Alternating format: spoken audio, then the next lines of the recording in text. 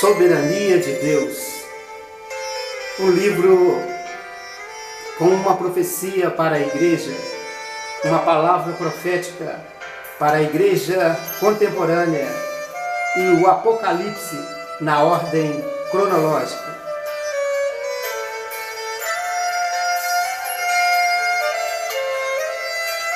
Ouvinte da palavra de Deus, que a paz do Senhor Jesus seja contigo.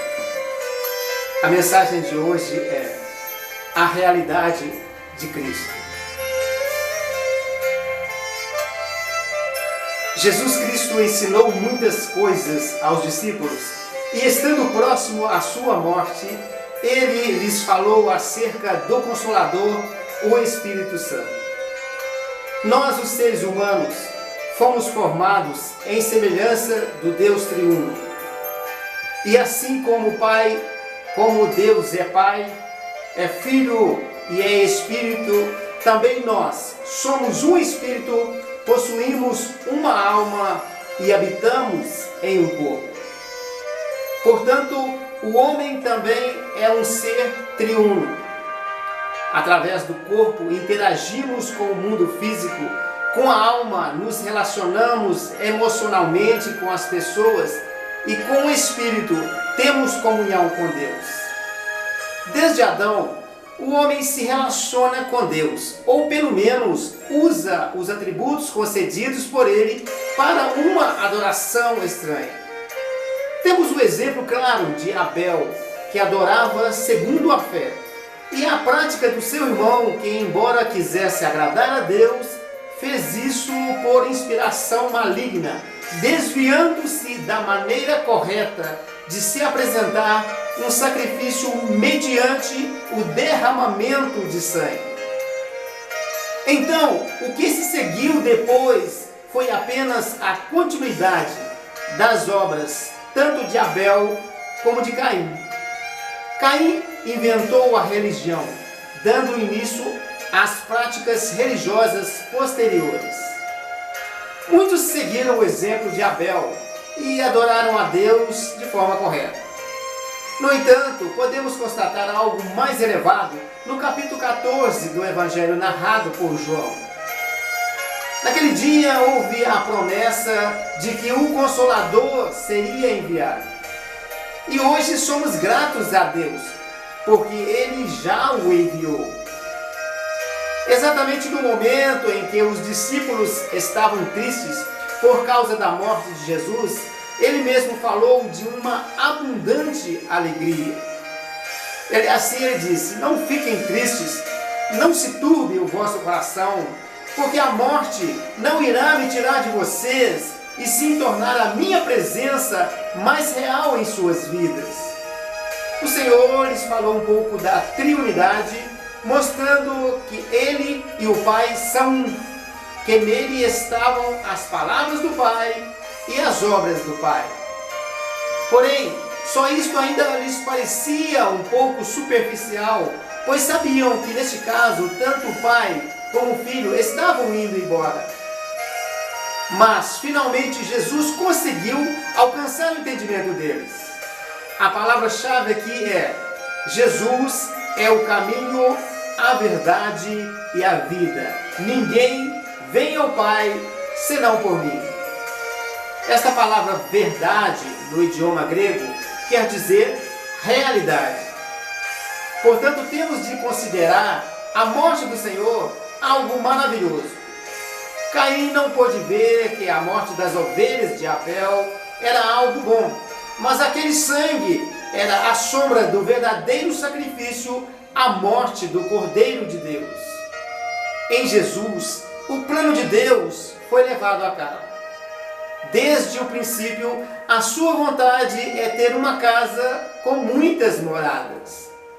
Então ele mesmo disse aos discípulos: hoje o Espírito Santo apenas habita perto de vocês, mas se eu for à cruz e morrer como um grão de trigo, milhares de frutos serão produzidos mediante a vida de Deus.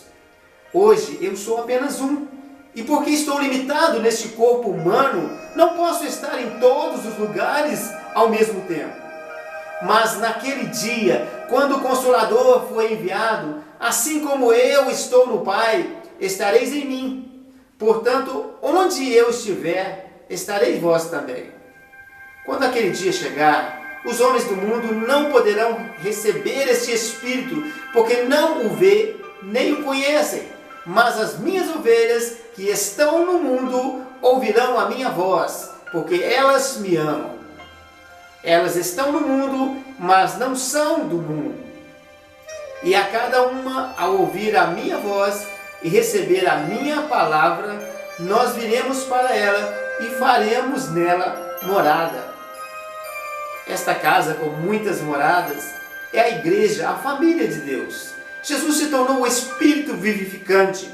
Hoje Ele é o Espírito da realidade de Deus conosco. Como é maravilhoso ver a igreja tipificada em 7 candeeiros. Se conseguirmos ver a igreja segundo a ótica de Deus e contemplarmos adequadamente esses candeeiros, entenderemos que toda a preciosidade da vida de Deus está refletida na igreja, assim como a energia produz o brilho da lâmpada. Se os 7 Espíritos de Deus são tudo o que Ele é, e esse Espírito nos foi dado interiormente, quando falamos de 7 igrejas, estamos nos referindo ao corpo de Cristo em toda a terra, que se completa com cada um daqueles que receberam este mesmo Espírito. Como podemos medir o valor da igreja? Hoje, muitas vezes, ela é medida pelo número de membros que possui, pela beleza de seus templos ou pela organização de seus ministérios, bem como a qualidade de alguma obra artística musical ou pela sua capacidade de desenvolver uma assistência social em sua região. Mas a igreja não pode ser medida com valores humanos, porque ela não é mais uma das muitas organizações seculares. Ela é a família de Deus, formada pelos filhos de Deus, para cumprir o propósito de Deus. A igreja foi projetada para ser uma família na qual cada um de nós atua como mordomo. Nós fomos introduzidos nesta casa com o propósito de suprir uns aos outros, como um servo fiel que sustenta os seus conservos em cada situação e segundo a sua necessidade. Pois o servo mau é aquele que espanca os companheiros, ou seja, os prejudica de alguma maneira e prefere a companhia das pessoas do mundo. Este servo será disciplinado na grande tribulação, porque virá o Senhor em dia que não sabe, em dia que não espera, em hora que não sabe. A igreja tem a palavra escrita como referencial para afirmar a sua fé e desenvolver as suas práticas diárias. Porém, ainda que ela seja rica e infalível, o simples uso desta palavra não determina automaticamente o governo direto de Deus sobre este povo chamado Igreja do século XXI. Embora Deus tenha profetizado em todos os tempos, nem tudo o que se afirma ser profecia autêntica é o verdadeiro falar de Deus. Se observarmos a maioria das mensagens dos últimos dias, vamos constatar que somente os textos abençoadores são usados como referenciais.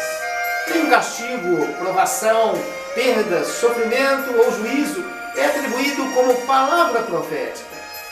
Portanto, se é sensato dizer que Deus fala hoje, para continuarmos sendo verdadeiros, temos de admitir que Ele tem falado pouco e que, se tratando do seu povo, o corpo de Cristo, o que predomina é o silêncio. E como sinal de alerta eu afirmo, é um silêncio pouco percebido pela maioria dos irmãos. Pois se de um lado Deus não está falando, por outro estamos em meio a tantas vozes que se torna difícil detectar onde está a verdade. Jesus é o Senhor.